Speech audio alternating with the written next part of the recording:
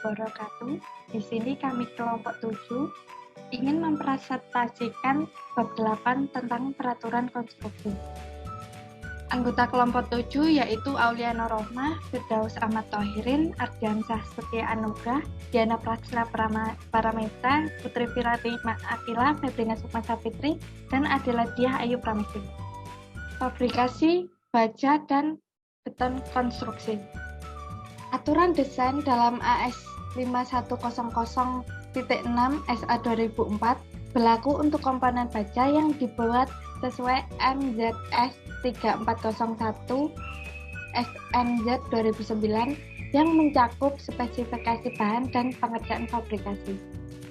Semua komponen beton yang dirancang untuk NZS 3101 SNZ 2006 harus dibangun sesuai dengan NZS 3109 tahun 1997A.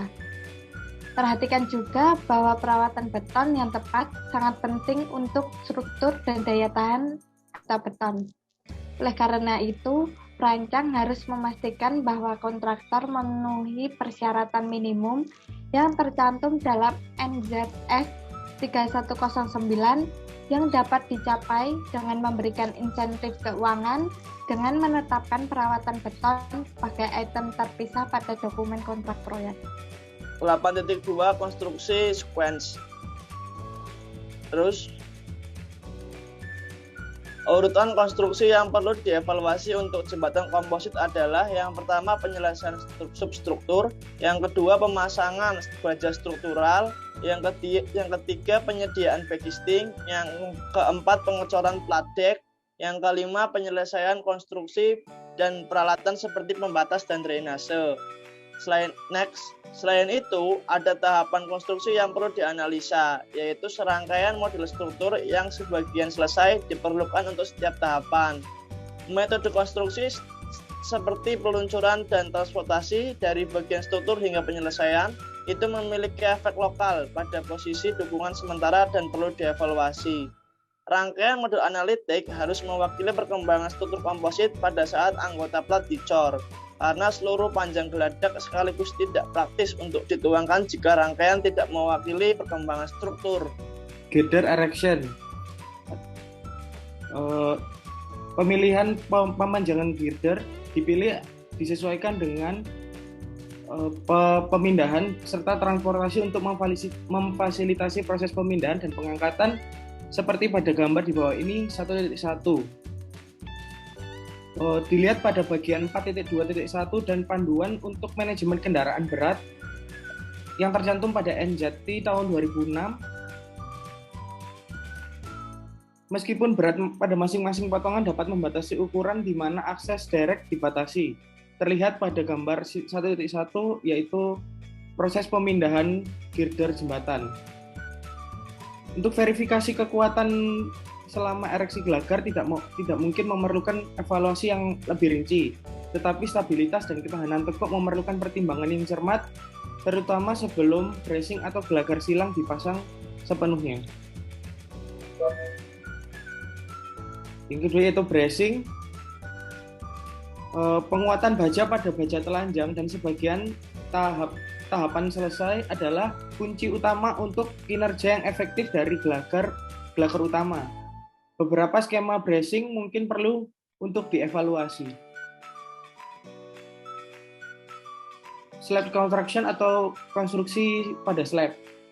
Meskipun plat secara tradisional dicor pada pekerjaan palsu kayu sementara, penggunaan bagesting permanen terutama pada penghiasan pracetak pedalaman parsial yang merupakan bagian dari plat akhir sangat umum pada zaman sekarang, seperti pada bagian 2.3.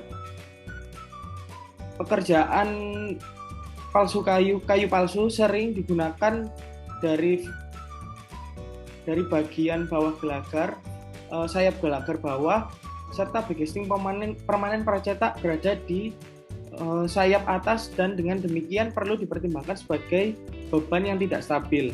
Apapun jenis bagesting, berat pada tahap beton di bagian atas gelagar Kekuatan dan stabilitasnya pada tahapan ini memerlukan evaluasi yang lebih terperinci dari perubahan progresif dalam perilaku struktural saat beban ditambahkan. Untuk berat beban cantilever beton perlu mendapatkan perhatian khusus karena momen untuk sumbu longitudinal yang dikenakan pada gelagar yang paling luar.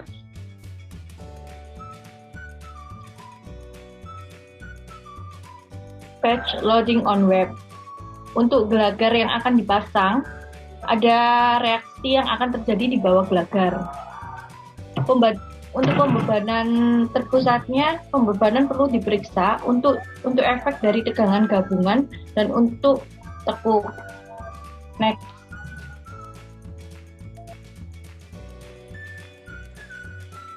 Delapan titik 3 plat tepi cantilever. Next. Loading from cantilever. Penggunaan unit pracetak, terutama kedalaman beton decking, adalah metode konstruksi cantilever yang populer saat ini. Momen akibat beban kerja cantilever dan beton basah dipindahkan ke gelagar utama sebagai gaya horizontal pada level bank atas dan bawah. Gaya-gaya ini menyebabkan lentur horizontal pada sayap di antara posisi penahan. Ini berlaku pada torsi lengkung. Pada dap jembatan, efek bending tidak terlalu besar karena gelagar silang memberikan penahan pada interval teratur yang dekat. Di dap multi gelagar, posisi penahan lebih jauh terpisah dari efeknya yang lebih besar. Rendutan pada posisi penahan akibat pembengkokan gelagar silang atau perpindahan vertikal gelagar utama akibat momen eksentrik menambah efek buntir. Tegangan lengkung, perpindahan, distorsi, dan buntir semua perlu ditentukan.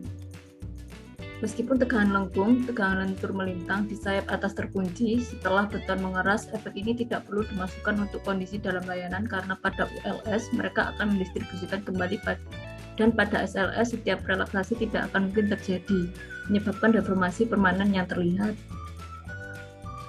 Metode alternatif untuk membangun cantilever adalah dengan menambahkan unit pracetak ketebalan penuh setelah bagian tengah plat dap telah selesai dikerjakan. Penopang untuk unit-unit ini dapat berasal dari rangka sementara di atas dap, dan meskipun beratnya menyebabkan buntir karena defleksi diferensial dari gelagar utama, tidak ada efek melengkung di girdar utama. Design of cantilever at slabs. Untuk jembatan dengan banyak gelagar, plat tepi cantilever biasanya merupakan bagian terakhir dari plat geladak yang akan dibeton. Untuk mencapai keselarasan yang baik di sepanjang fitur yang sangat terlihat ini. Kontribusi untuk struktural perilaku cantilever tidak dapat diandalkan sampai tahap akhir selama konstruksi. Plat tepi jembatan geladak tangga biasanya dibeton bersamaan dengan plat geladak utama.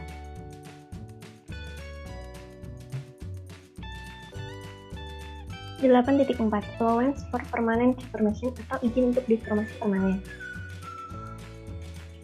Lanjutan akibat beban mati tak terfaktor dan beban tambahan harus dihitung untuk memungkinkan girder menjadi melengkung. Informasi ini harus dibuat oleh perencana, dan kerusakan dari beberapa perencanaan yang termasuk juga pada gambar. Apabila perencanaan konstruksi telah selesai, setelah sesuai, urutannya harus dinyatakan pada gambar. Profil lengkungan sisa sering dispesifikasikan untuk alasan estetika, bahkan ketika tidak diperlukan untuk memenuhi persyaratan izin di SLS. Untuk perhitungan defleksi penambang komposit, perlu diasumsikan umur pada saat pembebanan pertama, sehingga parameter beton yang sesuai dapat ditentukan. Fungsi baja biasanya disesuaikan untuk mengimbangi defleksi yang diprediksikan pada akhir pembangunan. Demikian presentasi dari kelompok kami. Terima kasih atas perhatiannya. Assalamualaikum warahmatullahi wabarakatuh.